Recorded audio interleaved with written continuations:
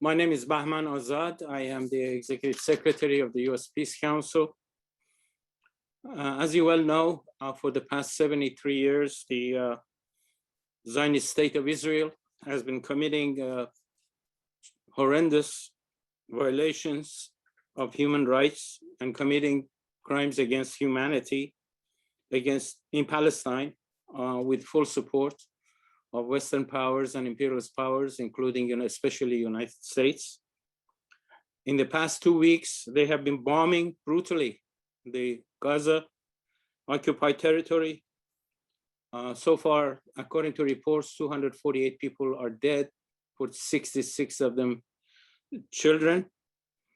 New York Times reported this morning that Gaza is a sea of rubble right now. The Western media and corporate media have been distorting the reality of the situation that is going on there. They are presenting it as if it is a conflict between Hamas and Israel, which is a weird thing to say, either between states or within organizations, but organization and a state is interesting. But at the same time, they are hiding one big fact, that this is not a conflict between Hamas and Israel. It is the struggle of a nation, of a people, against the colonial settler state that is occupying its territories. And in that sense, it cannot be reduced to just a conflict between two sides.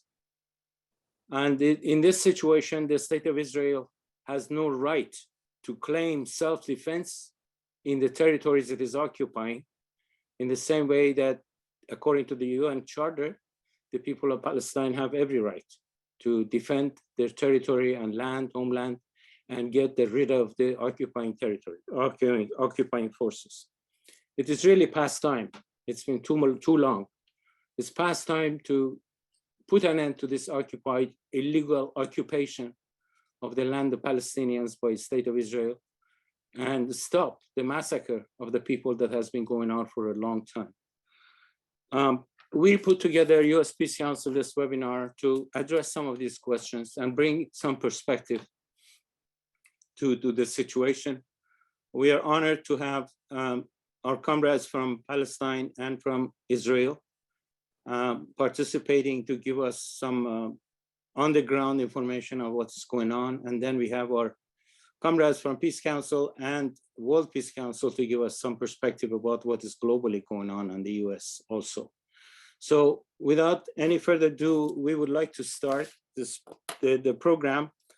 The only thing I would like to ask you is to send your questions to the question and answer section, because if you put it in the chat, it will be lost among all the chats that are coming in.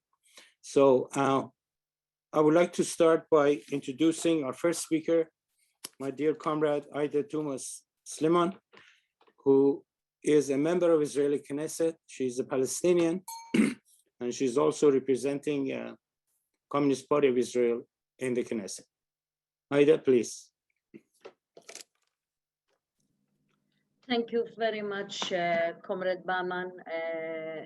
I would like, first of all, to extend my greetings to all our comrades in the World Peace Council, and especially in the US Peace Council, who is hosting this event. Thank you very much for hosting us and asking us to join. As you probably know, we just have been 2 days enjoying maybe a little bit of quietness in this region after the ceasefire that was accomplished Friday early morning or midnight, where we were for 2 weeks almost, or 12 days, very much anxious to try to put all the efforts in order to reach this ceasefire and to save maybe some lives, mainly in Gaza, by our own people, the Palestinian people in Gaza, but also on the Israeli side by civilians. Nobody can imagine how the Palestinian people are paying such a high price for adventures made by Mr. Bishop, himself and his rule and his government continue to control in Israel. I'm saying this, and I'm not the only person who is saying that, and we are not the only force in Israel who is saying this. Everybody, or a lot of people already, and parties in Israel understand eventually and have been warning for a long time that Netanyahu is willing to burn everything in order to stay in control and to continue to be a prime minister, not only because he wants to save himself from the courts and from the accusations of corruption, but also because mainly has a very dangerous political program that he wants to accomplish while he is still controlling the country. He wants to establish finally and clearly the big Israel land, or the big Israel state, which was we could see its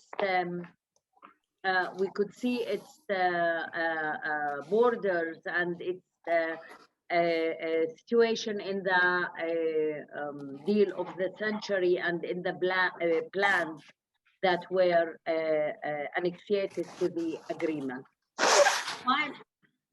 Sorry, but there's a lot of noise going on. Can you hear me well? Iraklis, shut your microphone. Close microphone.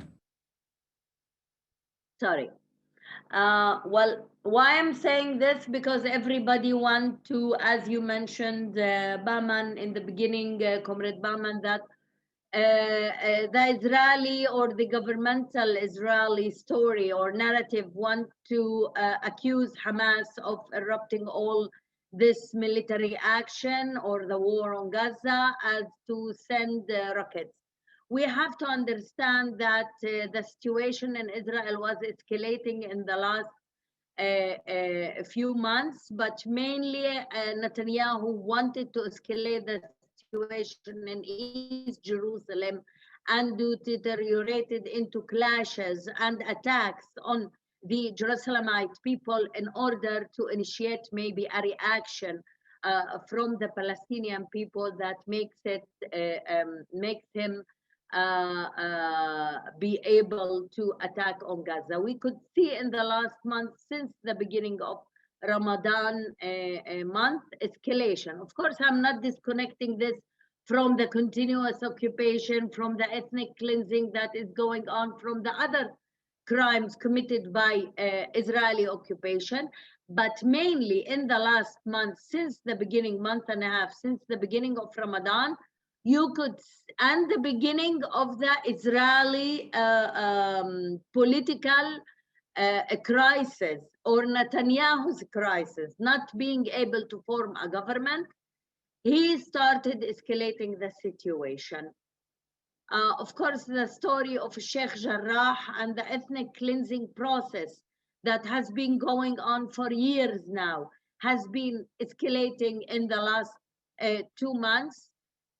And the protest against the attempts of evacuating or stealing and the houses of the neighborhood of Sheikh Jarrah and getting some settlers as if to own those houses. The attacks on the mosque made everyone in the country as Palestinians feel that it is an attack on each one of us personally. If we are Palestinians in the West Bank, or if we are Palestinians in Gaza, or if we are Palestinians inside the borders of Israel, or in citizens of Israel. It was clear that Netanyahu is leading to that point where escalation and the war should erupt and start, and then he can start again bringing together all the right-wing fascists. What happened in the last 2 weeks was different than, I think, what Netanyahu expected to have. First of all, why I'm saying this, because for many years, You could see now the unity of the Palestinian people across border coming together and saying enough is enough, protesting against all the attacks on Gaza and on Jerusalem. It happened, as I said, in the West Bank, it happened inside Israel by the Palestinian people. We practiced our basic right and duty to solidarity and to be part of the defense that our people are making and confronting the attack, the occupational attack on them. And at the same time, we faced another attack inside Israel, especially in mixed cities. You wouldn't believe how my beautiful city of Acre, which is one of the most beautiful cities, I think, objectively and not subjectively, one of the most beautiful cities in the Mediterranean.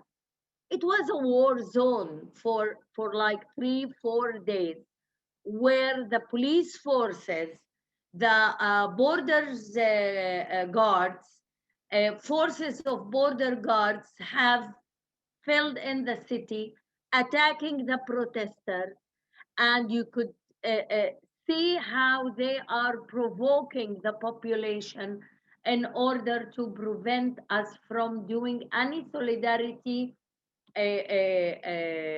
activity or any protest activity in our town. For our regret, it became also a situation where clashes between citizens, Jews and Palestinians, happened in different cities. We lost two young men through those clashes who were shot, one by the settlers in Lod, which is a mixed city, and one by the police forces in Al-Fahim, and others were injured. Today, we are facing a situation where more than 1,200 young people were arrested, and there are more to become. The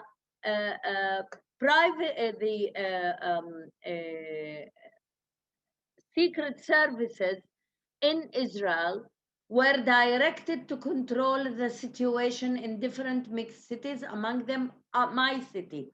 And people are arrested not by the police now if they protest, but only by the secret services, which has its own law, and we don't know anything about those young people who are arrested. We are not able to defend them. The lawyers cannot represent them in courts. They are not allowed to get any of the materials used against them. So it is very much reminding us of the military order that used to be on us as Palestinian citizens of Israel. This escalation comes especially against the Palestinians in mixed cities after many years of incitement and talking about demographic danger of us living in those cities and the necessity to Jewadize those cities. So the policies used against our own people in the occupied territory since 1967, and the same terminology is used also in these mixed cities. Jewidizing, demographic danger, we need to bring more, to have less Arabs in those cities. And it looks like also the military orders that are used in the West Bank as an occupied territory, they are going to start using it. Even there were scenes of blocking entrances to villages and towns by big cement blocks, something that used to happen in the West Bank. Why I'm saying this? Because I think Netanyahu's government and it has managed, and Netanyahu himself has managed to start this fire, but he did not, as I said, expected the reaction. And part of the good signs that came out of those horrible 2 weeks is the international solidarity from all over the world. If the world in the last 2, 3, 4 years have forgotten the case, one of the most justful cases in the world is the Palestinian people's case and their belonging to practice their right of self-determination. If the world have gave impunity till today to the Israeli government, especially the right-wing government, who committed one crime after another against the Palestinian people, in the last 2 weeks, the world said something different. We could see the solidarity and protest activities all over the world, and the fact the world started to understand the Palestinian narrative and the even Israeli, Jewish, and Palestinian democratic forces narrative that is saying very clear, you cannot ignore the continuous occupation and try to cover it with different semi-normalization or military accords that are happening with part of the Gulf states or monarchies. So the word solidarity should continue, and this voice should be even louder. Beside the unity of the Palestinian people around the different places where the Palestinians exist, there is, as I say, the solidarity movement, but also we noticed, and I hope that I'm reading the facts in a proper way, that there are more voices even in the United States Congress that are talking about what we have been raising for many years, which is the unlimited support from the United States administrations to the Israeli governments, and the military and economic aid that was given and still given to the to Israel. And I think that we need to echo more and more the demand of conditioning, or in my opinion, stopping this aid to Israel. But at least those who are demanding in the United States conditioning this aid with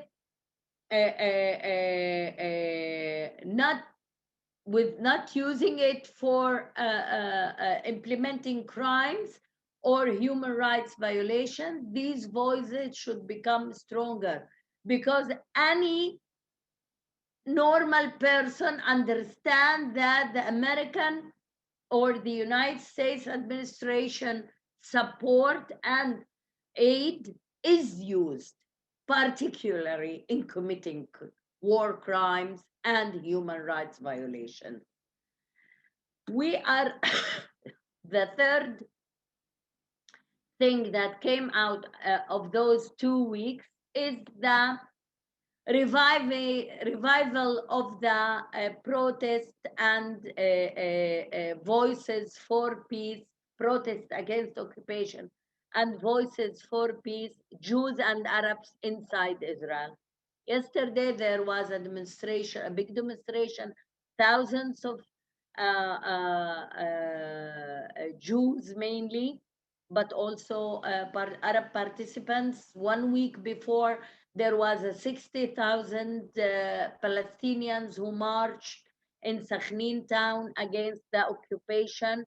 There are different places in the country where more voices are raised and protests are organized. We are planning a big demonstration on the 5th of June against the continuous occupation. For us, this is the time to bring to strengthen our voices and the voices who are against occupation. The political crisis inside Israel has been concentrating in the last 2 years around the issue of Netanyahu's corruption, but not mentioning Netanyahu's crimes. And I think this 2 horrible 2 weeks made everybody understand that you cannot ignore anymore the most important problem that is existing and making the political crisis in Israel, which is the continuous occupation and crimes committed against the Palestinian people in the occupied territory, the continuous siege on Gaza, and the fact that nobody wants to deal with this issue. This cannot continue. Now it's the time to put pressure on Israel to go on for stopping the occupation and starting a political process that ends up with the liberation of the occupied Palestinian territories, if it is Gaza or the West Bank, and establishing the Palestinian state, at least for, of course, the Palestinian state with East Jerusalem, its capital, everybody knows, and the right of the refugees. For us, this is the crucial struggle that we need to go through. Whoever thought that the Palestinian citizens of Israel or the Jewish Democratic Forces has neglected the main issue of continuous occupation, turn to understand that it is for us the main issue. There is no way to reach either democracy or end corruption or establish a proper regime in Israel as long there is occupation. No democracy under occupation. And everybody has to understand that. Here I want to say that we, although mourn every civilian who got killed in the last 2 weeks, but we understand that in order not to make their lives go for nothing, we should struggle more and more, enhance our struggle, and be with the international community to lead a real pressure to change the situation. Thank you very much. Thank you very much, Comrade Aida. There's a lot to learn about what is going on inside Israel with regard to Palestinians too. I hope questions are raised about that too, and we can deal with it. Next is my dear comrade Aqel Taqz. Aqel is the coordinator of the Palestinian Committee, Palestinian Peace and Solidarity Committee, and he is also the regional coordinator of the World Peace Council for the Middle East. Aqel, you correct me, Aqel, sorry. Aqel is also a medical doctor, so probably you can have questions with regard to what is going on and what Israel's government is doing with regard to COVID to Palestinians and vaccination and everything. So, Aqel, please. Thank you, Bahman. Thank also to Comrade Aida for all details she told us. I would like first to thank U.S. Peace Council and the World Peace Council for firm position of solidarity with our just struggle, with the just struggle of Palestinian people. The title of the meeting today is Occupation and Peace. I believe that during 73 years of existence of Israeli state, Israel wanted occupation and peace. Palestinians want peace, but without occupation. And Israel was trying all these years to have peace, to achieve peace, but not with Palestinians, because Israel knows very well that occupation and peace cannot go together. Israel created some kind of peace with Egypt 40 years ago, with Jordan also decades ago, but peace is not existing in the Middle East because of the occupation and the continuous of occupation of Palestinian land and ignoring the rights of Palestinian people. And because of that, really, peace and occupation cannot go together. From its establishment, Israel was creating wars. Before became an official state, Israeli organizations, gangs committed crimes against Palestinians under the British colonial. And after, when Israel was established, the first war, 1948, also ended with a lot of crimes against Palestinian people. Comrade Aida knows better than me how much villages attacked and people killed by Israeli then army and before armed organizations aiming to empty Palestine from its Palestinians and to establish the so-called Israel on a land without people. Land without people for people without land. This was the slogan. And because of that, Israel committed wars, one war after one. To 1956, Israel with France and Britain started a war against Egypt and occupied Gaza. 1967, Israel started a war, occupied the rest of Palestine. We cannot forget that according to the UN resolution to divide Palestine, it was supposed the Palestinian state to have around 48% of Palestine geographically, but 1948, only 22% remained for the Palestinian state, which was supposed to be established, but it didn't. Palestinian state until now is not existing. 1967, Israel occupied the rest of Palestine. From 1967 until now, the whole territory of Palestine is under Israeli occupation. Israel committed crimes against Palestinians, not only inside Palestine, but also in neighboring countries. They attacked Jordan, 68, they attacked Lebanon many times. 1982, they invaded Lebanon until Beirut, and they surrounded Beirut for 80 days, forcing the PLO forces to leave Lebanon. And Palestinians, from the first beginning, started their resistance against occupation. The first big popular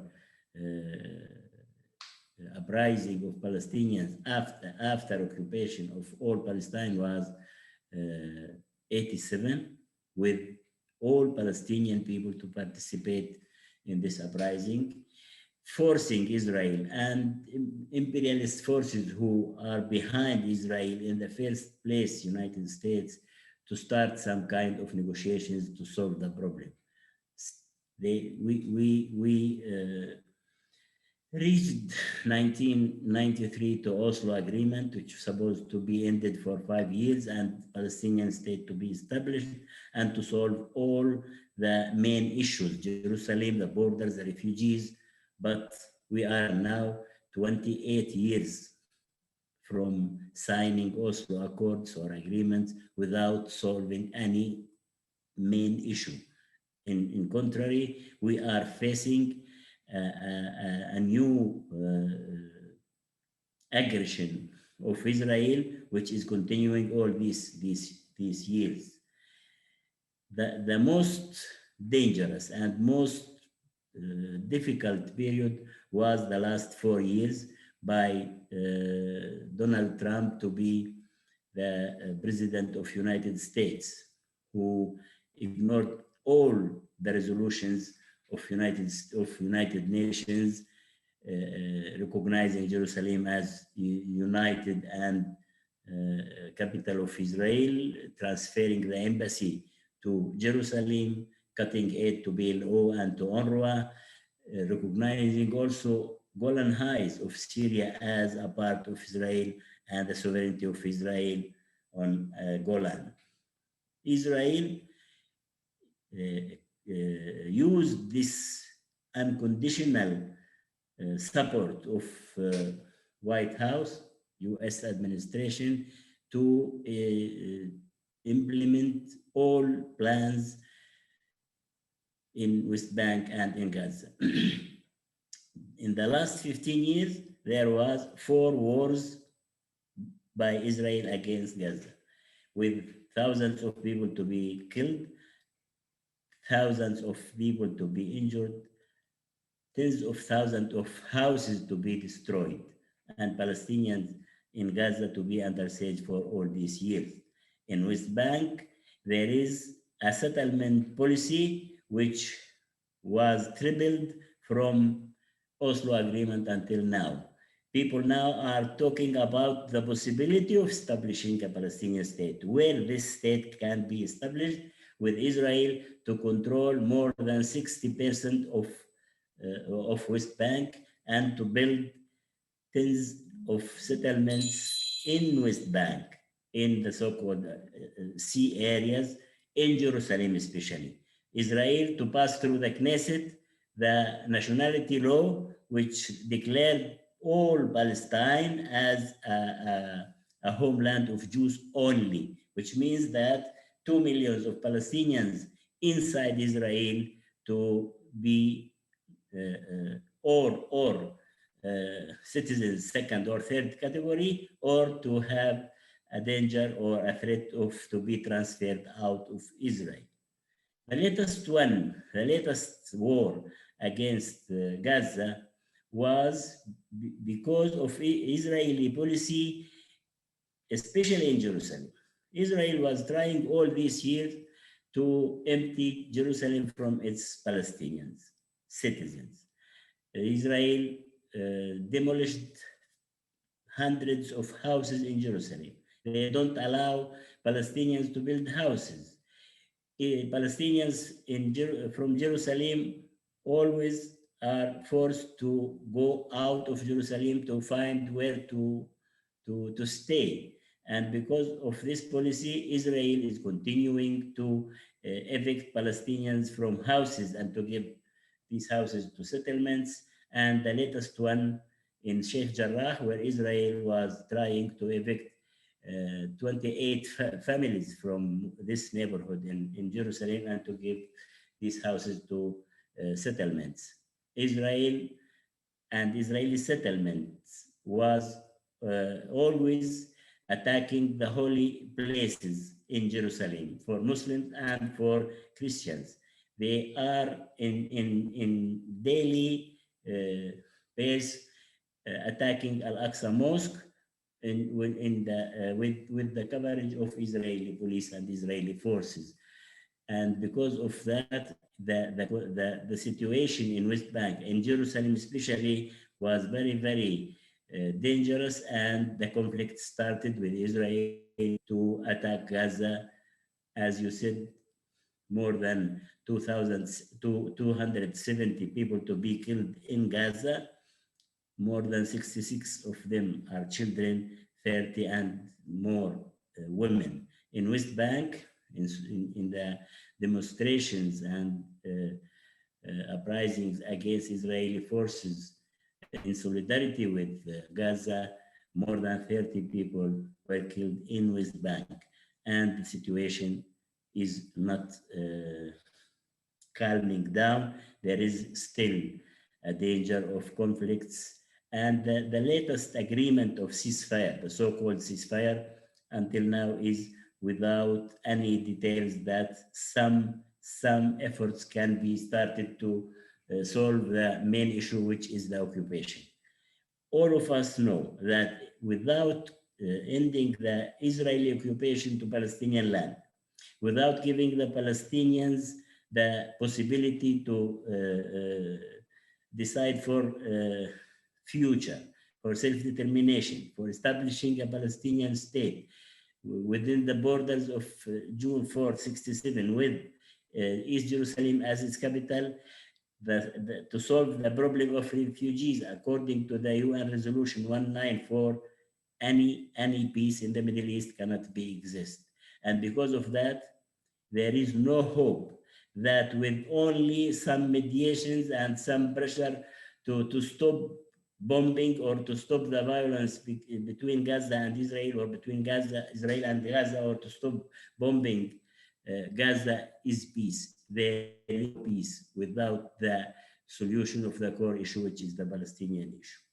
We believe that the last attack on Gaza has also, beside all these dramatic and tragic results, as Comrade Aida said, there was also some positive things.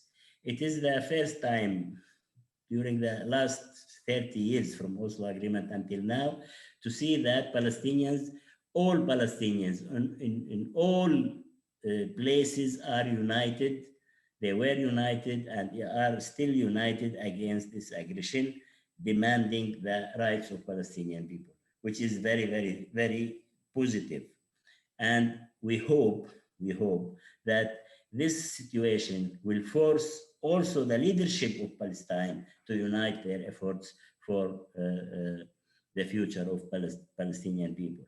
The second thing, which is also very important, is that Palestinian issue again on the table, because after 30 years of negotiations and the so-called peace process without any result, and some Arab countries to start normalizing relations with Israel without solving the Palestinian issue, as it was declared in the so-called Arab Initiative, that Arab countries will normalize relations with Israel after the solving of Palestinian issue and establishing a Palestinian state. They started under the pressure of Trump's administration to normalize their relations with Israel. We saw the theater in White House with the foreign minister of United Arab Emirates and Bahrain to sign a normalization with Israel, and followed by Sudan and Morocco.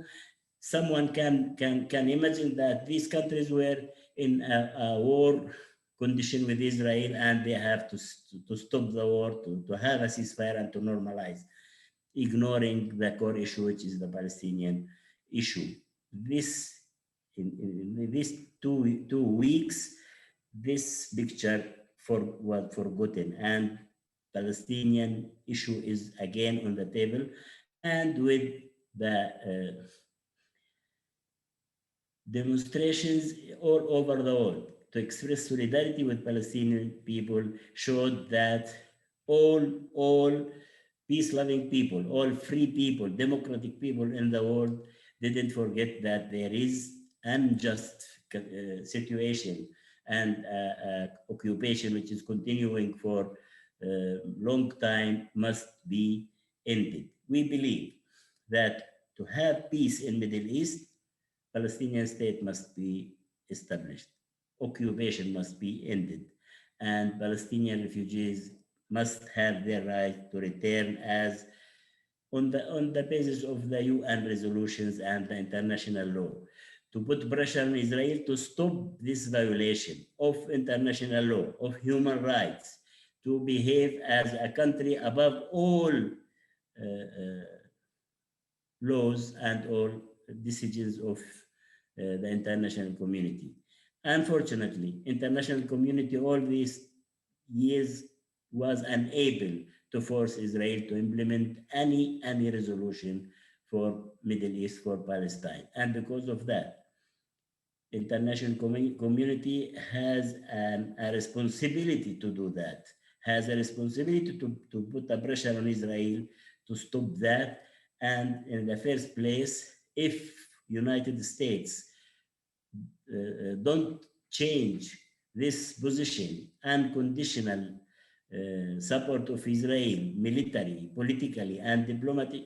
During the 2 weeks, United States prevented the UN Security Council to discuss the issue supporting Israel.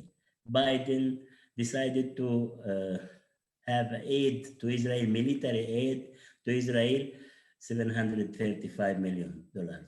This policy must be ended and must change, because if don't, the Middle East will be always under conflicts and attacks. If we add to that imperialist forces decades are intervening in the internal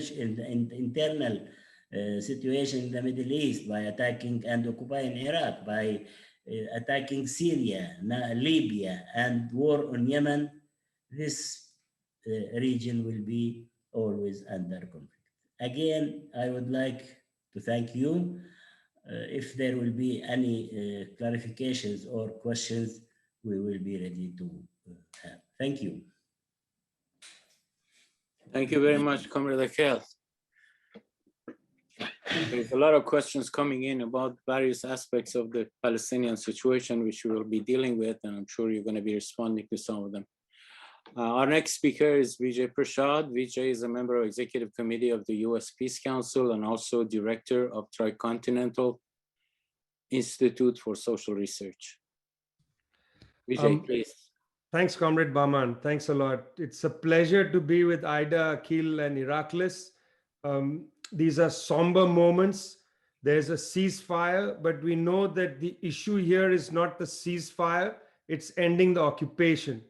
I want to make 5 points. The first of which is I want to clarify for people that there is no such thing as an Israel-Palestinian conflict.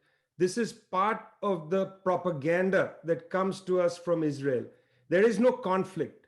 There is an occupation of the Palestinian people by an unjust process that began first in 1916, 1917 with the Balfour Declaration, and then accelerated in 1948 in the Nakba, and then the war of 1967, and so on and so forth, including the endless war against the Palestinians in Gaza that begins in 2006 and remains. There is no conflict. There is only an occupation. Israel, as the statutory named occupying power, has, since it has been named an occupying power, failed in its responsibilities to the Palestinian people in attempting, for instance, to evict families from Sheikh Jarrah in Jerusalem. Israel has committed war crimes. I want to repeat this. By failing to uphold its responsibilities as an occupying power, Israel has violated the Fourth Geneva Convention and therefore has committed war crimes. I'll return to that in a minute. The second point, within the United States, there are two principal political parties, the Democrats and the Republicans. They have slightly different social bases in the United States. There are separations in the ruling class support for these two political parties. Nonetheless, when it comes to the question of the occupation of the Palestinians, there is virtually bipartisan support.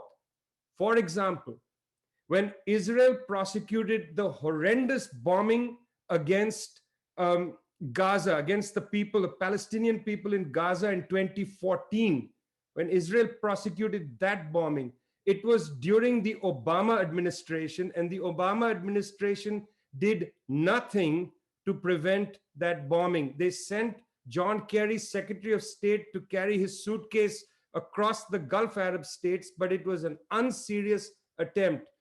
They continued to use the false language of the right to self-defense. An occupying power, please bear this in mind, an occupying power by international law has no right to self-defense. It only has a responsibility to protect the people under its charge, because it is a formal occupation. When Biden's spokesperson, Ned Price, says Israel has the right to self-defense, that is an erroneous use of language. Israel is the occupying power. It has no right to self-defense. It has only a responsibility toward the people that it is occupying. This is a very false narrative, which both the Biden and the Obama, and in the middle, the Trump administration continued to prolong. Now, we know that Biden repeatedly refused to allow the United Nations Security Council to either discuss a resolution or to have a consensus statement, even calling for a ceasefire. Even calling for a ceasefire, not even to criticize Israel. The Biden administration blocked this. We saw the behavior of Mr. Biden personally when he yelled at Rashida Tlaib, a Palestinian origin US member of Congress, on the tarmac. He yelled at her and told her she didn't know anything. And then in public, he said, I repeat, in public, he said, we will take care of her family. We'll make sure nothing happens to them. As if a representative of the United States government, Palestinian origin, is merely concerned about her own family. She is concerned about the occupation, and the current resident in the White House seemingly has no concern for the occupation, merely condescendingly said, we shall take care of her family. Point number two, on the question of the occupation of the Palestinians, minor differences between the Republicans and the Democrats. Point number three, the politics of the so-called deal of the century made by Trump. It's very important to remember that these deals for so-called normalization with Israel are about arms deals, and they are about the horrendous oligarchic repressive policies of the governments that normalize. The so-called street in Morocco, the street in the Emirati areas, the street in Bahrain is not with their rulers. It's important to say that. It's important to say this is not a deal of the century made with the Moroccan people, merely with the royal family. Now, what are these deals? These deals are, on the one side, arms deals. They are deals where the Moroccan monarchy, the Emiratis, the Indian government is allowed to have arms deals with the US government and with Israeli arms manufacturers. India, for instance, buys half of all arms exported by the Israeli arms industries. India imports half of all the arms that Israel exports. Part of normalization is arms deals. Let's be clear about that. The second part of it is that these countries are given license to oppress their own people.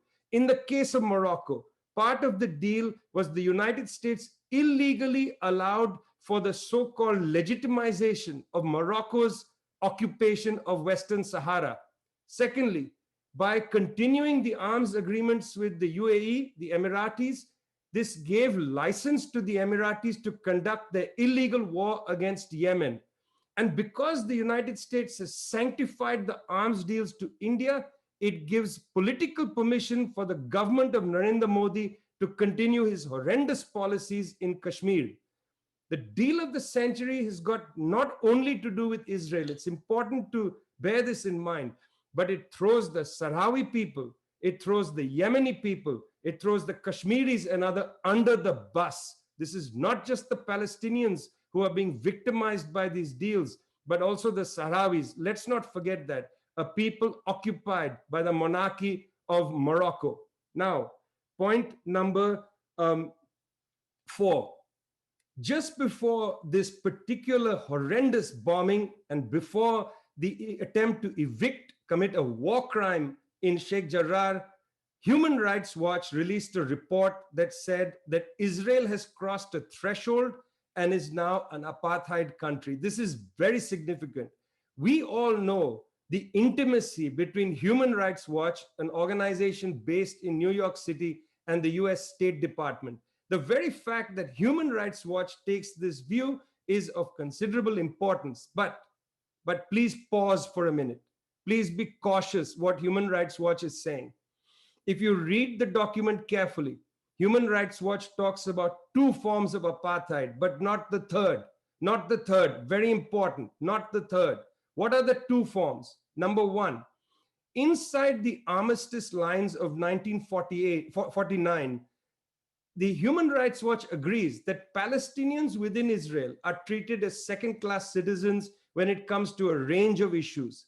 In that sense, Israel is an apartheid state because it treats Palestinian citizens of Israel as second-class citizens. Secondly, Human Rights Watch acknowledges that Palestinians in the occupied Palestinian territory, that is to say, Gaza, East Jerusalem, and the West Bank, Palestinians in the occupied Palestinian territory are treated in a way less than human, therefore apartheid. In these two aspects, Human Rights Watch and we are in agreement that there is indeed an apartheid condition. But Human Rights Watch does not include the most important aspect of Israeli apartheid, and that is Israel's violation of Security Council Resolution 194, and that is the right to return. By saying that anybody who is Jewish can return and get residency and citizenship in Israel, but Palestinians cannot exercise the right to return, Israel is an apartheid state. This is very significant because any so-called final settlement must include the right to return. It is not sufficient to talk about second-class treatment of Palestinians who are Israeli citizens. It is not sufficient to talk about ending the occupation of the occupied Palestinian territories. Those who are in Lebanon, those who are in Jordan, those who are in Syria, in Egypt, in other countries in the world have a right to return mandated by UN Security Council Resolution 194. It is for all these reasons that with great courage, Special Prosecutor Fatih Bensouda at the International Criminal Court has opened a file for war crimes and crimes against humanity conducted by the government of Israel. Benjamin Netanyahu is not only in the dock for personal crimes inside Israel, he is also on the dock for war crimes at The Hague, at the International Criminal Court. Bear this in mind. We need to amplify the voice of the International Criminal Court as it continues its prosecution, war crimes prosecution of the Israeli regime against the people of Palestine. Final point. It is, of course, gratifying, and we are all pleased to see a global movement on behalf of the Palestinian people. Most significantly, to see the working class struggles joining for Palestinian emancipation, to see dock workers in Italy come out and protest and say we will not load ships, to see dock workers in South Africa come out and say we will not load ships. Working class movements around the world need to engage dock workers in particular. There must be no rearming of Israel. If the governments of the West persist in sending arms to Israel, the international working class must refuse to allow those ships to travel. If Biden wants to send military material to Israel, let him carry it in his own suitcase. Let him take Air Force One back and forth. But the working class must not allow those ships to go forward. Let us take our example from the Italian dockers. Let us take our example from the South African dockers. For us, it is going to always be a struggle, not for a ceasefire, but for an end to an occupation and for the emancipation of the Palestinian people. Thanks a lot. Thank you very much, Comrade Vijay. Comrade Iraklis, please. Comrade Iraklis is the Executive Secretary of the World Peace Council, and he's speaking from Athens, Greece. Warm greetings on behalf of the World Peace Council to all participants and to all my friends and comrades of the US Peace Council who took this timely initiative, proving once more the genuine anti-imperialist stand and the internationalist commitment of the peace-loving forces and fellow peace fighters in the United States in this period. The title and the issue, referring to one of the oldest and the most important hotspots in the world, is a very successful the slogan. Peace and occupation cannot coexist in Palestine. But is it really a dispute and fight between two sides and two parties? Or is it the expression of the ongoing, growing, expansionist occupation of the state of Israel on a people deserving freedom, its independent state, and the end of occupation? A rhetorical question, of course. No other case has so many UN resolutions from 1947 and 48 on till today. No other people has been promised so many times and for so long the fulfillment of its inalienable rights, and has been deceived and betrayed so many times by the Israeli state of occupation, the imperialist forces amongst them, and above all the US, and from the reactionary Arab regime sides, who even if and when they speak in favor of the Palestinian people, they actually fall into the back of the Palestinians by signing deals and agreements with the aggressor and occupier, neglecting totally the rights of the Palestinian people. The life of the Palestinian people was never easy in all these decades. The harassments, the restrictions, the multiple checkpoints and humiliation of Palestinians, the daily threats and danger to face at any moment an incursion and invasion of heavily armed Israeli troops in the cities and villages earlier of the Gaza and West Bank, all these last years of the West Bank, the land theft and robbery and the illegal Israeli settlements and the inhuman separation wall are just a brief description done already by our comrades Aqel and Aida for the suffering of the Palestinian people. Even in the Palestinian Gaza Strip, where the occupation forces left formally in 2005, the highly populated area is a besieged open-air prison. The daily life of people and their families does not allow, most of the times, any movement abroad, decent work, and basic social and human conditions of life. The Palestinians living in East Jerusalem have supposedly more rights. This is upon the divide and rule of Israeli occupation forces, who divide the rights and the ID cards of Palestinians in the different parts of the occupied Palestinian territories. The city of Jerusalem, which has an internationally granted special status, which includes the perspective of becoming the capital of the future Palestinian state, and its many tens of thousands of Palestinian citizens, face a continuous attack and provocation by the Israeli police forces, by its military, by armed fanatic settlers who try, with or without pretext, to evict families from their homes and in order to change the demographic picture on the ground in East Jerusalem. Such attacks occurred also 2 weeks ago in East Jerusalem, as described by our first speaker, our comrade Aida, with violent attacks on Palestinian families, which triggered the protests and reaction of Palestinians in all the territories of the occupied Palestine. We know what followed then, with the brutal atrocities and the bombing with sophisticated weapons, even with F-35s fighters of the Israeli arsenal against the Gaza Strip, where more than 245 Palestinians died, 65 of them children, innocent children. The ceasefire was necessary, and we fought for it, and it has been signed, but the bombing has stopped only for now. The last large-scale military attack of Israel against Palestine was in August 2014, with more than 2,000 deaths on Palestinian side.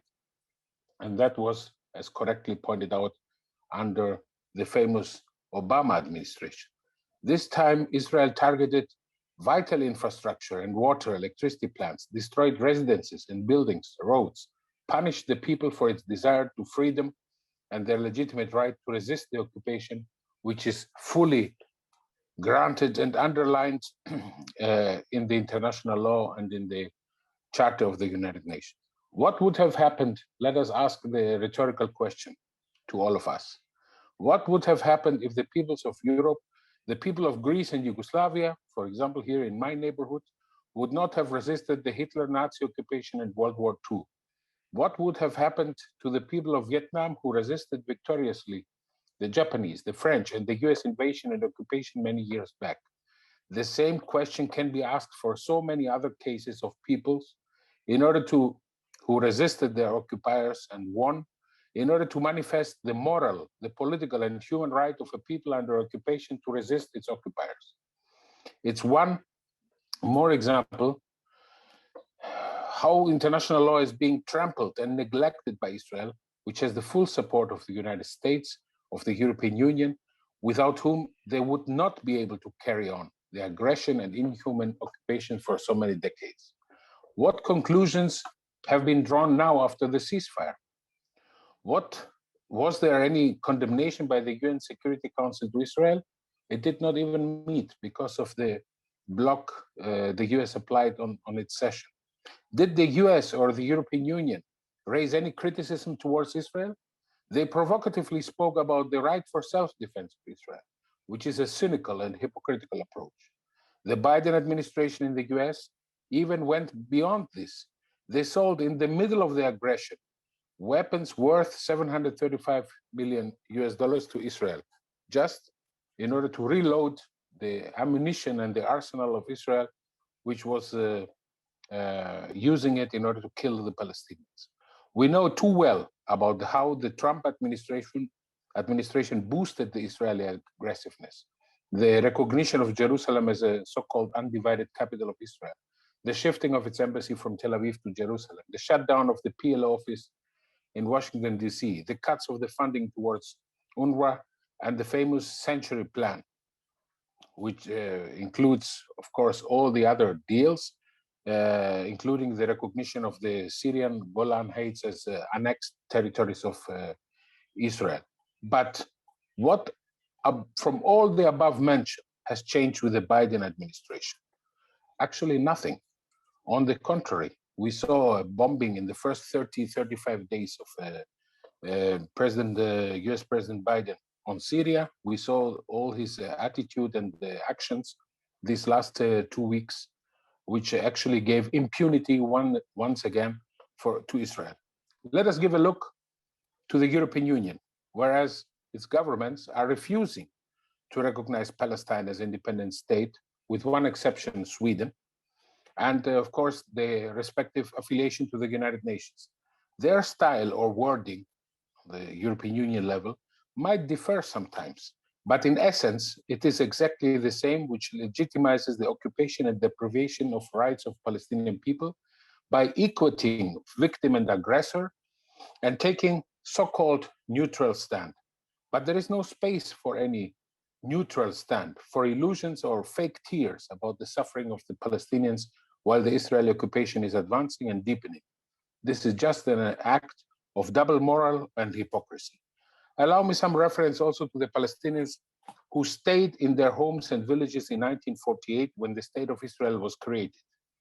The Palestinian citizens of Israel, who are second-class citizens, if not something even less, are living with and suffering as well from the discrimination and harassment, often by house demolitions and witch hunting by the state and para-state forces, by Israel, which is applying the reactionary so-called national law, aiming at the Judaization of the state and of the society.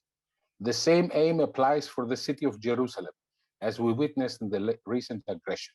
The peace-loving forces inside Israel, Palestinians and Jews, are the best allies of the Palestinian cause. It might be easy, friends and comrades, for example, to have a demonstration in Athens in front of the Israeli embassy as we did it last Sunday with many thousands of people.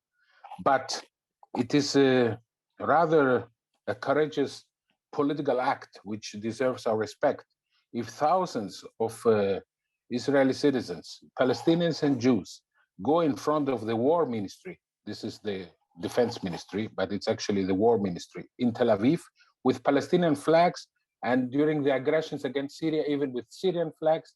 So you need really courage to do that, because these are actions which are not without consequences later on for the participants of such demonstrations. The inhuman and brutal face and actions of the Israeli state are also visible in these challenging times of the COVID-19 health pandemic. While Israel is championing with the highest percentage of vaccination reaching maybe 70% of population, it denies any of such vaccines for the Palestinians.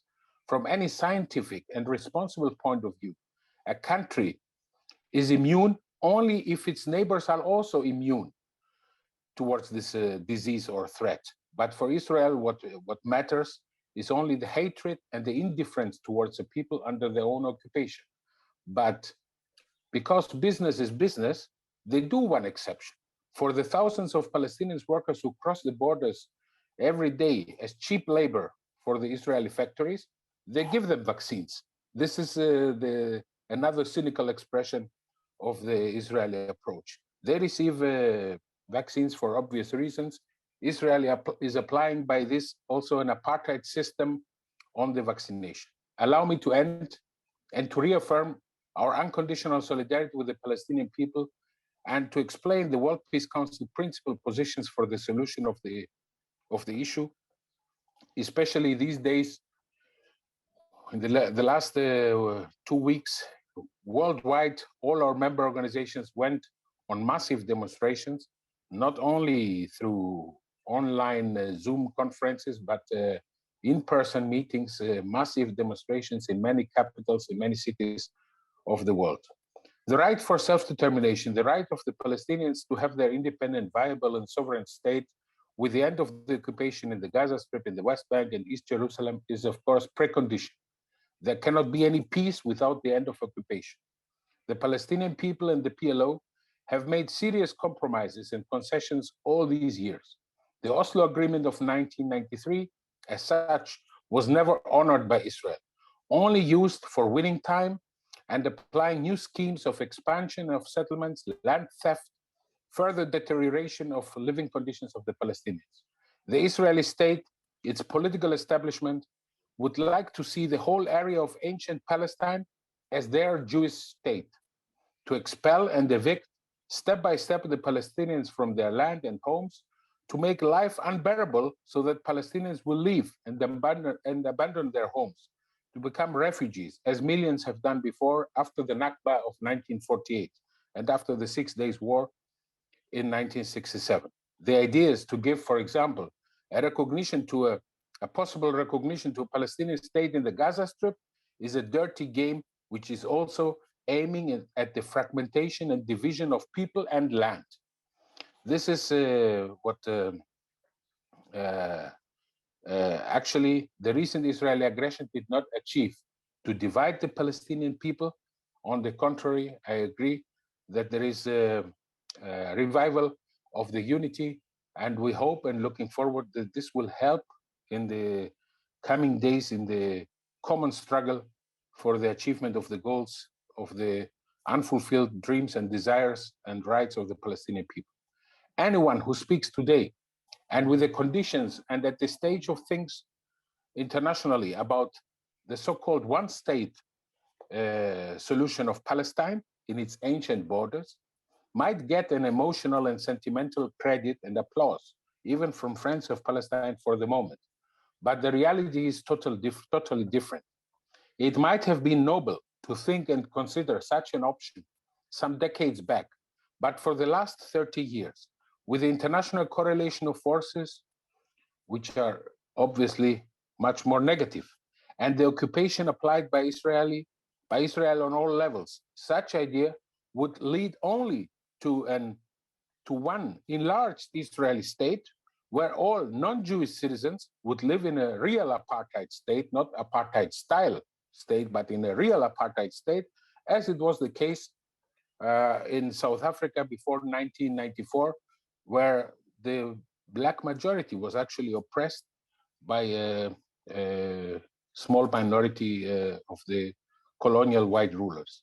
We would make them a favor to the enemies of peace and to the enemies of the Palestinian people by advocating this option, by stepping back from the principal position we have and on the basis of which more than 130 member states of the United Nations have recognized Palestine.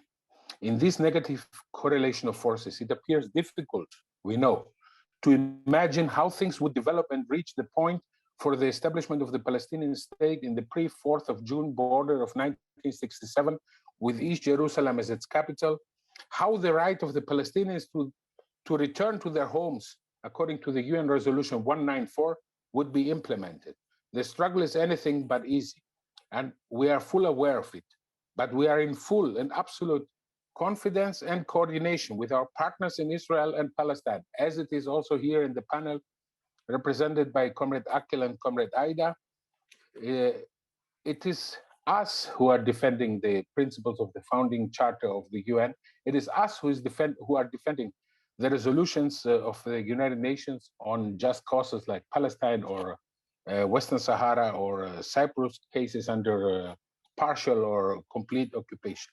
As World Peace Council, we take very seriously into account the contradictions and the difficulties, but we cannot accept to hand over all what, so to say, in inverted commas, all what we have achieved, all what has been achieved. The goal of achieving an independent state of Palestine has to unite and rally forces on social and political level, also on countries and states level, so that we can exercise maximum pressure on our governments and ultimately on Israel. The injustice and the occupation cannot last forever. The rights of the Palestinian people and the will of the overwhelming majority of the peoples of the world will prevail and succeed. Thank you.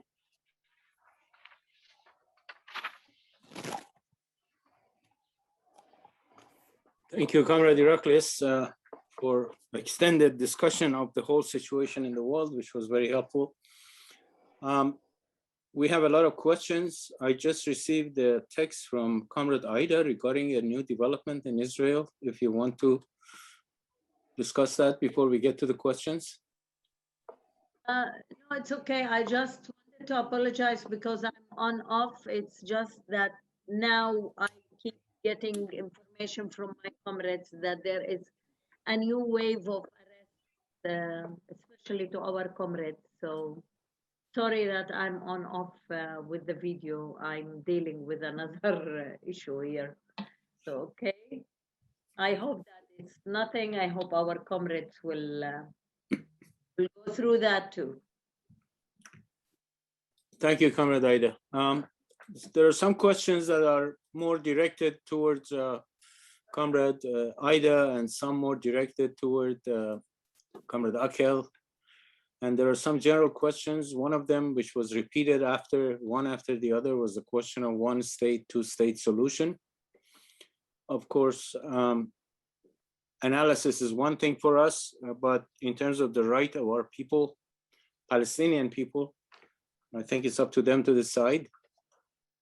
We can have our own analysis and points of view, but we respect the UN resolutions, we respect the consensus in the world, and we go by that until Palestinians, the majority of Palestinians, change their mind about that. But that's a different story. We do not consider ourselves a judge of that. It's up to the Palestinian people.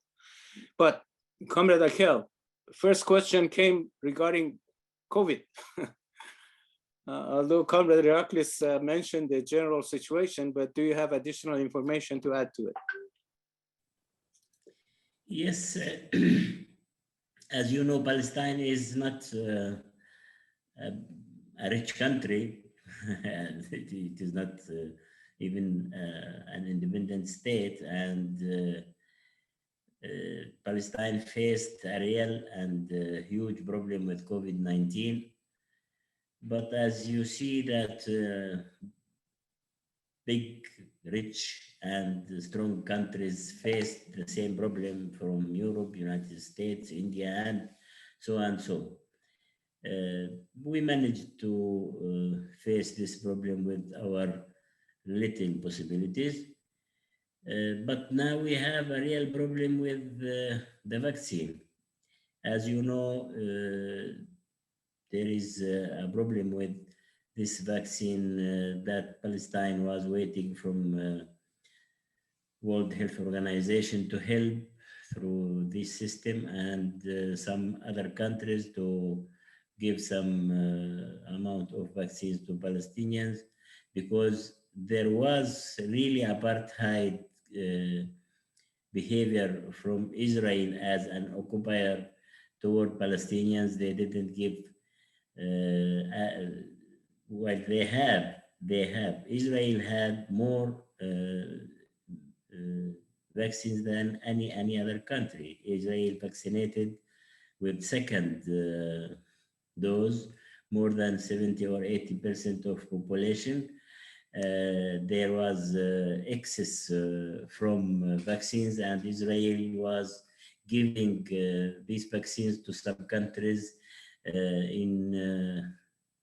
to transfer their embassies to Jerusalem. They used it politically. And until now, Palestine is waiting for an amount of vaccines to have the possibility to vaccinate the population, because COVID is still there. Palestinian people forgot for 2-3 weeks COVID-19 because there was more dangerous, and priority was to the Israeli crimes against Palestinians in Gaza and in West Bank and everywhere. Also, as Comrade Aida mentioned, inside Israel. But the situation is still difficult. We faced a lot of problems in the beginning with not having possibility to face the pandemic in hospitals with instruments and medicines, and now we have the same problem with vaccines.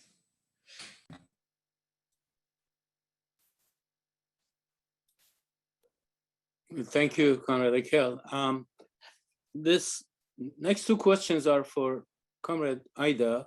I'm going to combine them, although they may not be related, but I want to give you an opportunity to deal with them at once. One is that Palestinians inside Israel, how have they survived from being driven out all these years? That's one. And second is, it's another question that is dealing with the question of the use of the Arab-Israeli citizen as a reference. The person who asked actually is opposed to using that term. So if you want to deal with that also, that would be great.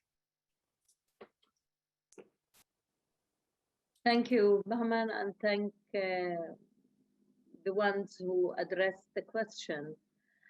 Well, first of all, I also don't agree to identifying us as Israeli Arabs. We are not the Arabs of anybody, and we are not a special kind of Arab that Israel is trying to develop separately from all the Arabs in the world. We are Palestinians, citizens of Israel. That's how we usually identify ourselves. If you listen carefully to my intervention, I kept saying Palestinians, citizens of Israel, or Palestinians in the borders of 1948. Usually Israeli Arabs has been the concept that was used by the Israeli establishment to isolate us from the Arab nation, or isolate us from our own people as Palestinians, and as if to create a new identity that is combining, relating, making a new kind of a person called the Israeli Arab. So yes, that's not how we identify ourselves.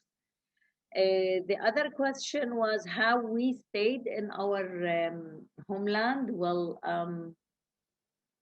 I think by resistance. I mean, it's an everyday resistance. It's a civil resistance. It's a resistance of people who are related to their homeland and have the right to stay in their homeland, has been very careful in leading our struggles over the years by doing a combination between our civil rights and the national rights and our rights as a minority, indigenous minority. We've been, I'm really, really sorry. I have to get this phone call from the chief of police about our comrades, if you don't mind. Sorry. Okay? Sorry. No problem, comrade. We can ask you, you can continue when you come back. One more question is about the relationship of the United States. I think this everybody can intervene in this one. The US is not sending aid to Israel. It is paying for services rendered, and not only in the Middle East. I hope there is time for the speakers to give examples of how Israel is providing client services to US imperialism more broadly around the world. Does anybody want to answer that?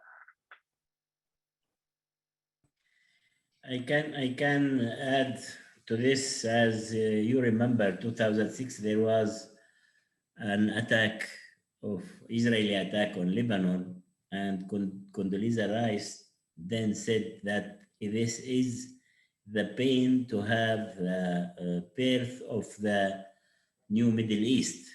This was a war from the side of Israel to serve US plans for new Middle East, for greater Middle East.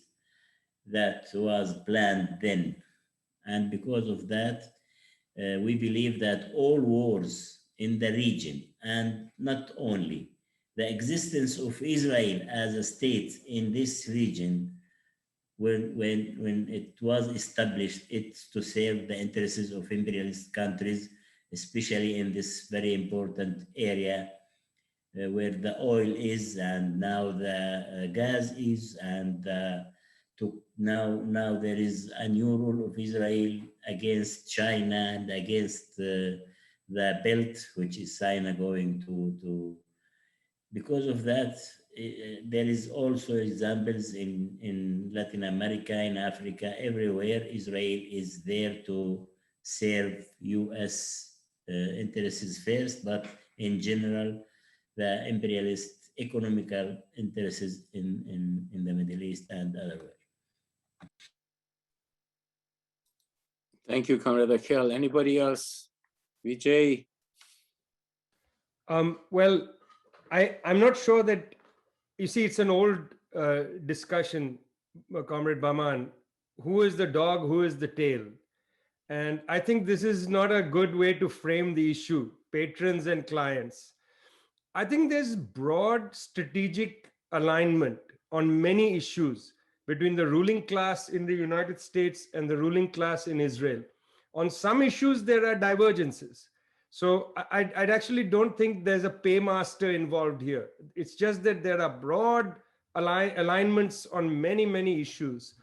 For instance, on the case of India, which I know rather well, Israel provides a great number of services to the Indian security state, including intelligence services.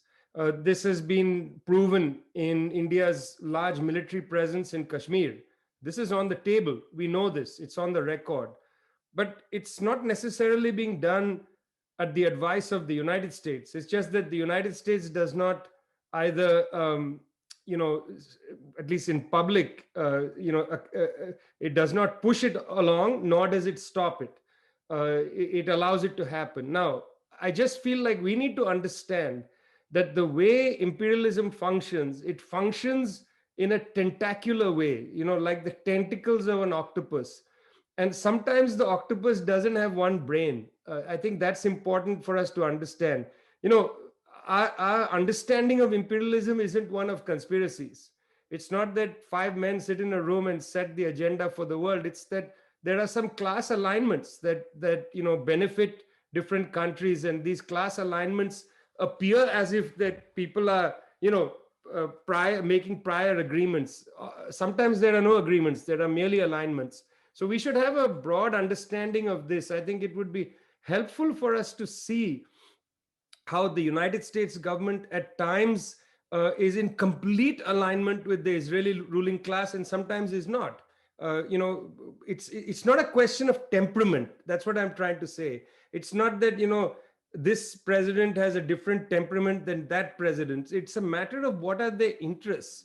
And sometimes it is in the interest to see Israel go and clobber, a neighboring country. For instance, when Israel went in and tried to smash Hezbollah in 2006, as Comrade Aqel said, and was defeated by Hezbollah in that war, it was in that case in alignment with US policy. On the other hand, when Israel, Britain, and France went to war over the Suez Canal, it was not in alignment with US policy, and the United States took offense at that particular adventure. So we've got to have a flexible set of understandings of class and their alignments. So I don't generally like to think of Israel as a client state of anybody, or or Netanyahu as a sort of mad dog, with rabies running around biting people. It's not a question of Netanyahu's temperament, frankly. Netanyahu is the perfect embodiment of the Israeli ruling class. Look at Benny Gantz. Benny Gantz ran in the election against Netanyahu. Okay, Benny Gantz ran as the moderate liberal candidate against Benjamin Netanyahu. During this bombing, this horrendous bombing of the Palestinians in Gaza, as the defense minister, what did Benny Gantz say? Benny Gantz said, we will not stop this bombing until there is complete quiet in Gaza. Complete quiet, that's genocidal language. What's the difference between Benny Gantz and Benjamin Netanyahu? So there's an error, I think, in personalizing some of these issues. There is an error as well as trying to find, sort of dog and tail kind of analysis.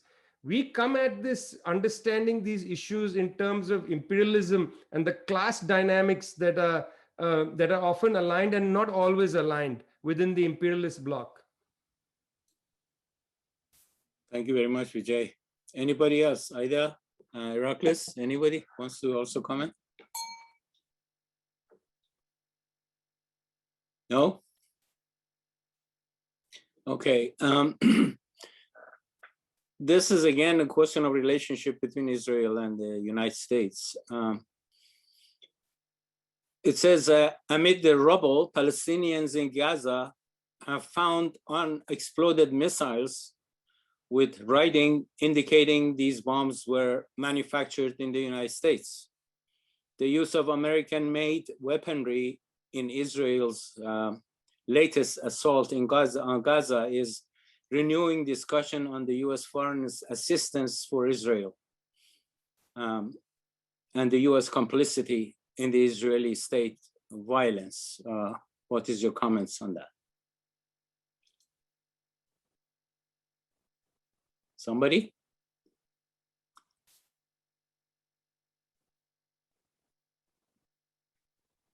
No? Yes, maybe I would like to say two words. In addition, and I agree with what Aida has said and Vijay has explained, I'm of the same opinion in general. Let me add two elements.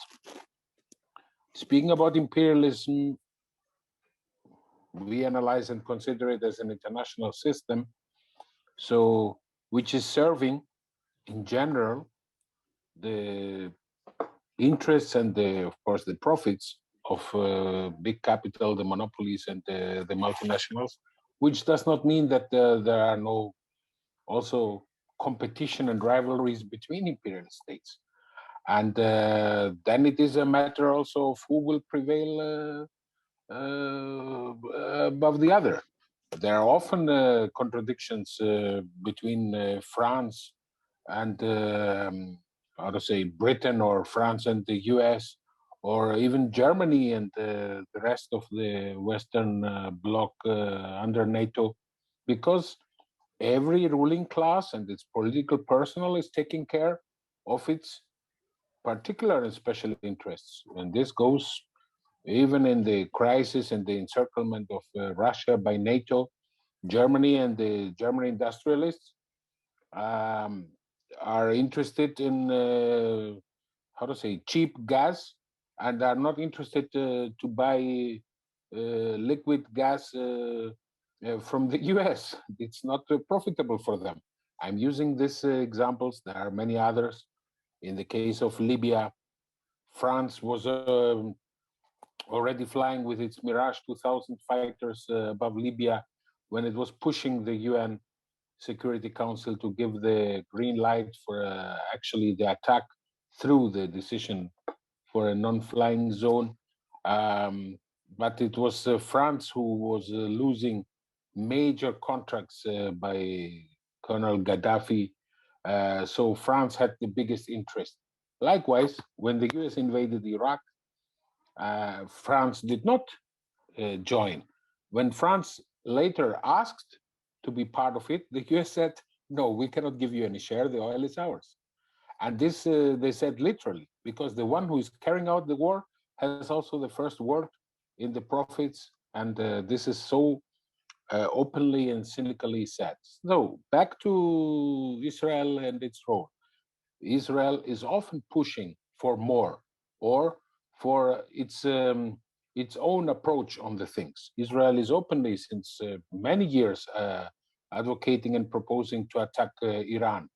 So far, its major allies, even in the US and of course in the European Union and in NATO, did not agree on that.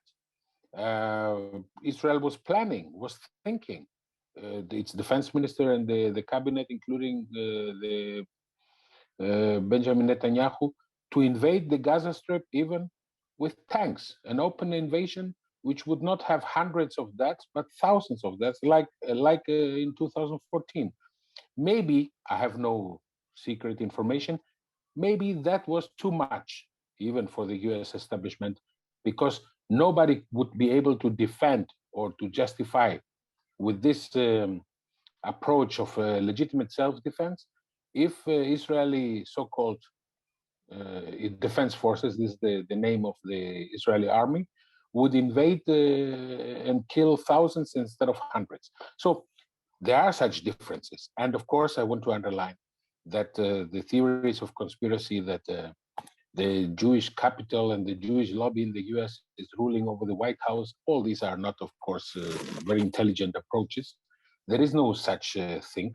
The military aid and the support of the US to Israel, which is its watchdog in the Middle East, even if it is $4 or $5 billion, and the selling or the sale of arms like now is good profit and business also for the military industrial complex of the US. And at the same time, Israel is taking care of the imperialist interests in the area. The same US is applying also in other parts of the world with Colombia, which is the Israel of Latin America and so on. So the relations are clear.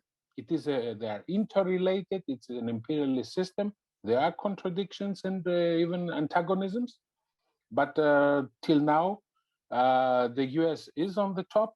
It is, the major force, and this has not changed, and Israel cannot challenge that. Thank you, Comrade Iraklis. One question again, back to questions of Palestine, about Palestine, but the thing is, maybe everybody can also answer, but I will address it to Comrade Aqel first. They're asking, how do the majority of Palestinian people feel about Hamas and their role in the present conflict? And a follow-up question from somebody else says, has labeling Hamas as a terrorist organization been helpful to support the Israeli cause across the world? Probably the second is more general, but Comrade Aqel. We believe that Hamas is a part of Palestinian political system. Hamas in the election of 2006 won the majority and created a government in Palestine, in the Palestinian Authority. And now also Hamas, after this conflict and after this resistance to the Israeli attack on Gaza, gained popularity. Now, majority of Palestinians are proud with the resistance. And if I can connect this with one other question about the one-state solution or the two-state solution, which is on the table. During the last 30 years of negotiations without any result, and with the international community to be unable to force Israel to implement any resolution and to end this issue with establishing a Palestinian state, which was the basis of the solution acceptable from the international community, and officially until now, it is the official position of the Palestinian leadership. No change about that. That Palestinian leadership is talking about negotiations and solution on the basis of the two-state solution and establishing the Palestinian state within the borders of June 4th, 67, and with the right, with East Jerusalem as capital and the right of refugees to return. This is still there, but I can tell you that this solution, taking in consideration the situation internationally and the enabler of international community to serve this solution, and the position of United States to support Israel and to recognize Jerusalem, all that making this two-state solution to lose ground, especially after the rise of this enthusiasm that resistance is having a victory against Israel, and Israel is unable to do that. Israel is an apartheid state, all that. And I think that there is a danger that the majority of Palestinian people in the future, if the situation will continue like that and people don't see that there is a real hope that some solution can be established, that the two-state solution, and of course with Israel to annex more and more land and to build settlements in the Palestinian land and to build more settlements in East Jerusalem, to build the wall and making the possibility of establishing a Palestinian state equal zero. There is, if the simple people say where this state will be established, there is no place. The situation is very, very difficult and very dangerous.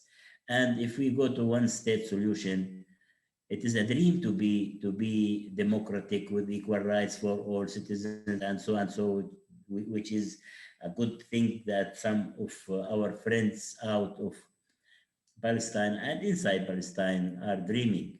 If there will be in these conditions now, if there will be a one-state solution, it will be an apartheid state with Palestinians inside Israel to be second category, and Palestinians in West Bank will be isolated in cantons with as third or fourth category. This will be without changing the correlations of powers, without having a pressure on Israel, without changing real change in the policy of big countries.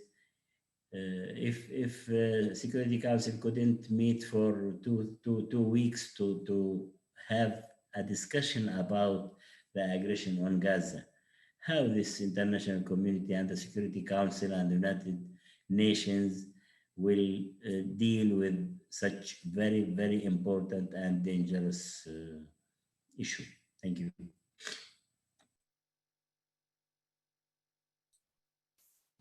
Thank you, Comrade Aqel. Anybody else wants to comment? Yeah, Bahman, can I just make one point yes. just to underline what Comrade Aqel said?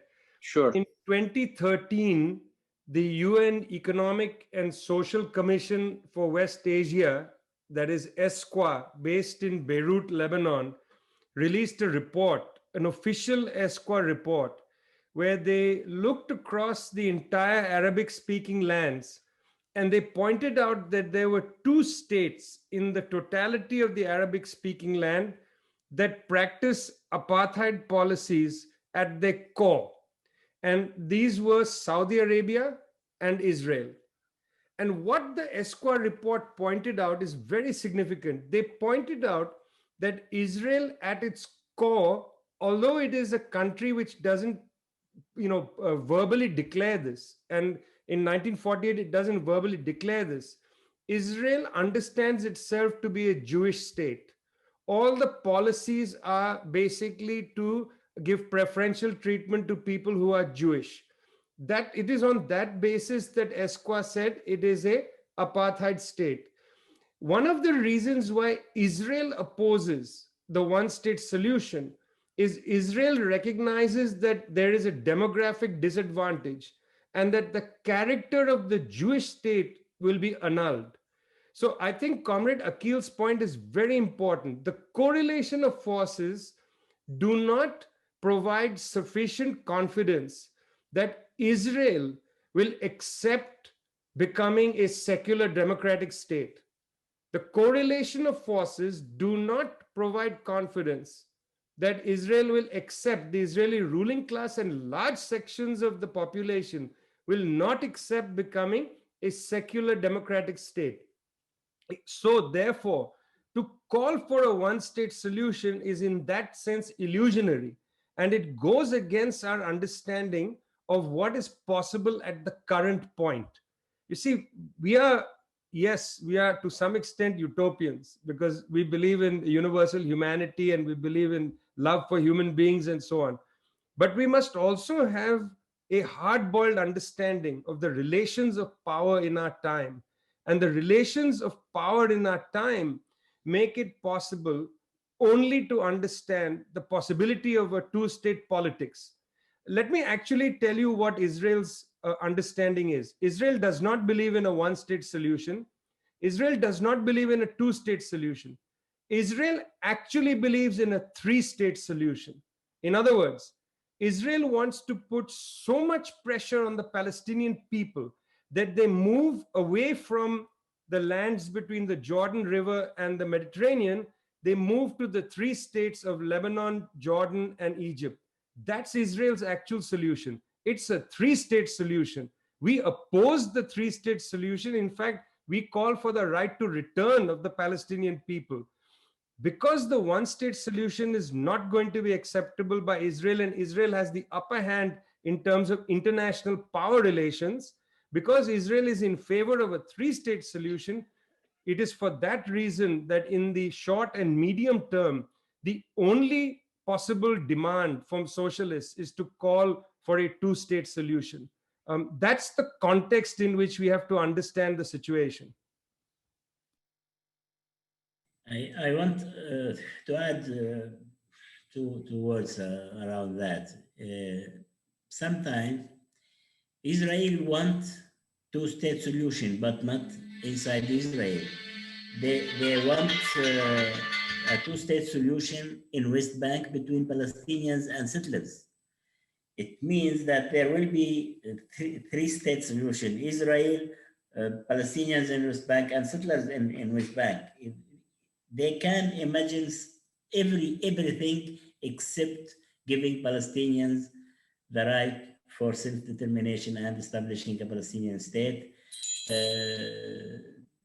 Despite there is resolutions 181 and after, and this is the imagination of the extreme Israeli settlers who are now in the power, because we believe that Israel is moving more right and right, extreme right, and this government is representing Israeli settlers. Well, I think the model for one single state solution is what is going on inside Israel with Palestinians. I think Aida should mention a few things about that. Yes. First of all, I would like to say that Vijay, it's not the three-state solution. It's the 22-state solution. Whenever we speak out in Israel, they tell us, you have 22 Arab countries. Why don't you go there and be citizens there instead of staying here in the Jewish state? So there's many options on the table from the Israeli side, except the two-state solution. Let's put it this way. And I think maybe it's about time that we need to stop talking about the two-state solution, because It is not that we are now demanding that two states will be created. What we are demanding now, there is a state of Israel, and it's kind of one of the superpowers in the Middle East, and maybe in many regions. So what we are demanding is the right of self-determination for the Palestinian people, and you can add, in order to calm down everybody, alongside Israel. This is the main focus that we need to focus now, because it is, nobody is speaking about as if destroying Israel or forbidding Israel from continuous to exist. But we are talking about the fact that the Palestinians, who are the ones who are deprived of their right of self-determination and of independence and being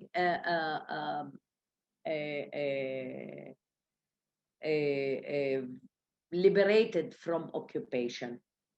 I think those who are talking about a one-state solution are living in a denial, because the one-state solution is existing. They are not talking about one-state solution. They are talking about a civil movement to change the identity of that one state. This identity that is today an apartheid regime that is built over supremacy of the Jews in Israel. They want the whole liberation Palestinian movement or the struggle of the Palestinian people to stop the occupation or to liberate from occupation, to turn into a kind of civil rights movement that is trying to bring democracy and equality from the river to the sea. And I think it's not up to anybody of the peoples of the world to decide such a decision except the Palestinians themselves. And I think the point that you mentioned about the correlation powers and the fact that if the world is not able to hold Israel accountable, now when it is recognized as an occupying force on Palestinians, you know, whenever we talk about our problems as citizens of Israel, the whole international community say, well, it's an internal issue of Israel. We are not going to interfere in internal issues in Israel. So if it's going to be like this in the future, at least now there are basic international law that support the intervention of the international community of what is going on under the Israeli occupation in the occupied territories, saying that Israel is violating the international law and the international.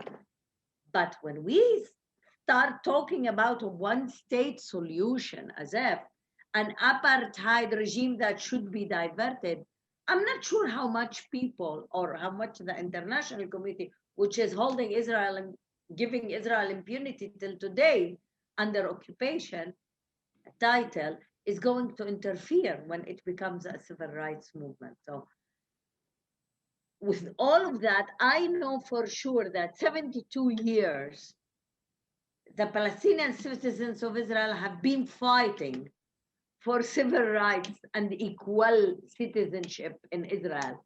And we are faced by more and more obstacles because of the shift that is happening in the ruling class in Israel, which is becoming more and more a kind of a religious, ultra right-wing, and even fascist groups who are ruling.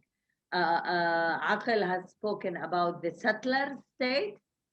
Israel is becoming the settler state. The settlers are sitting in the ruling, in the government.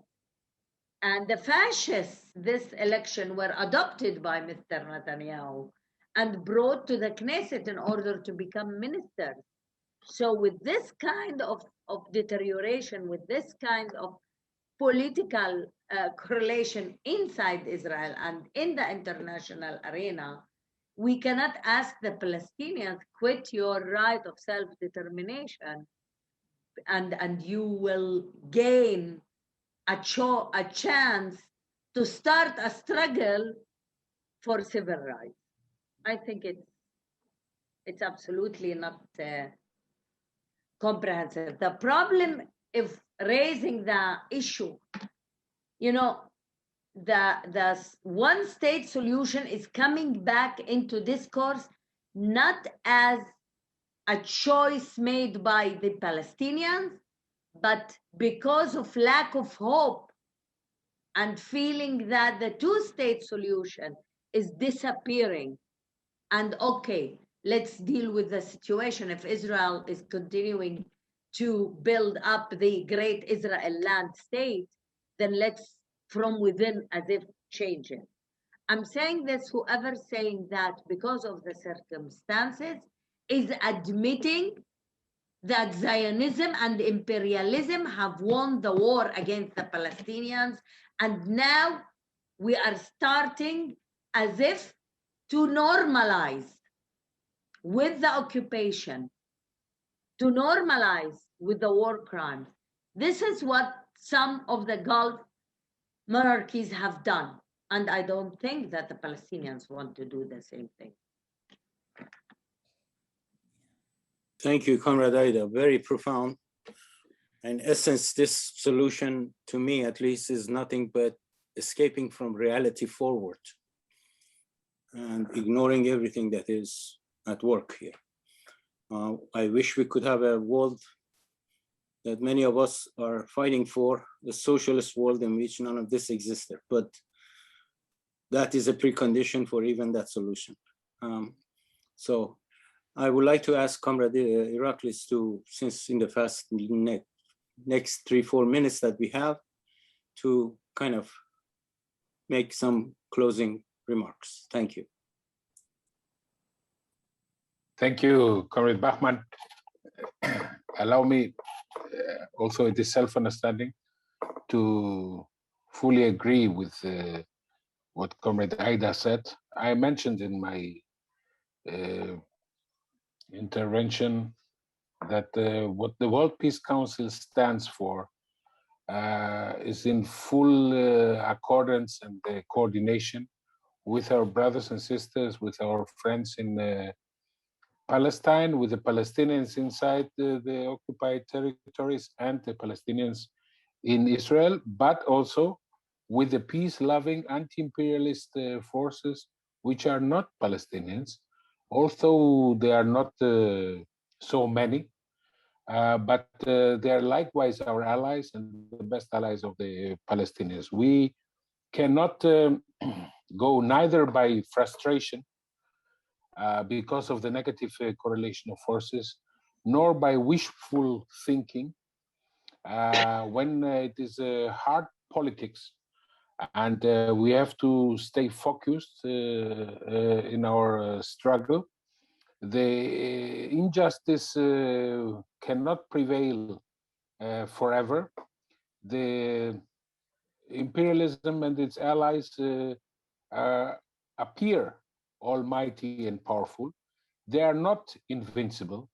The real superpower, if I'm allowed to say, is the people's struggle and the united will of the peoples, which are by vast, overwhelming majority in the societies in the world on the side of the Palestinian cause for the inalienable rights, for the rights for self-determination. The recent weeks have shown the growing sentiments of solidarity, of political solidarity with this cause. It is a combined struggle, also on other fronts of the rights of the peoples, whether it is in Latin America with the socialist Cuba, or the threats against the sovereignty and the rights of Venezuela, or the rights in the Middle East of the Syrian people, or any other just cause, and this is what the World Peace Council stands for more than 70 years now. So my hope, but also expression of commitment of the World Peace Council family in more than 90 countries of the world, is that this issue, the Palestinian cause, has never been forgotten by us. It is in high priority, and it shall be in high priority. And we are looking forward on the next possible moment when the pandemic conditions will be overcome and allow to organize as World Peace Council after many years again a World Peace Council mission in solidarity with the Palestinian people in order to show and to prove, not necessarily as a fact finding, we know the facts, but also in order to document the facts on the ground of the injustice, of the suffering, of the occupation, the ongoing occupation against the Palestinian people. So once more, congratulations to the US Peace Council for this timely initiative. I have to underline that because, as I said earlier about the forces who fight against imperialism and for peace in Israel, it is likewise important to have such a partner as the US Peace Council in the belly of the beast, in the first imperialist state and power in the United States. Warm and militant peace greetings to all of you. Thank you, Comrade Iraklis. I would like to thank everybody for participating, those who attended, and our speakers, especially from the two speakers from Israel and Palestine, who in these difficult conditions, which I know, and as we saw with Aida, constant phones coming in and emergency situations and all that. So we thank you for really taking time to participate in this. It was a very illuminating and educational for me personally, and I'm sure for a lot of people. I also want to apologize to our YouTube viewers due to technical issues. There was a delay in live streaming, and you may have missed the first few minutes of the event. So I apologize for that and hope we can avoid the next time. Thank you very much, everybody, and thank you for participating. Thank you.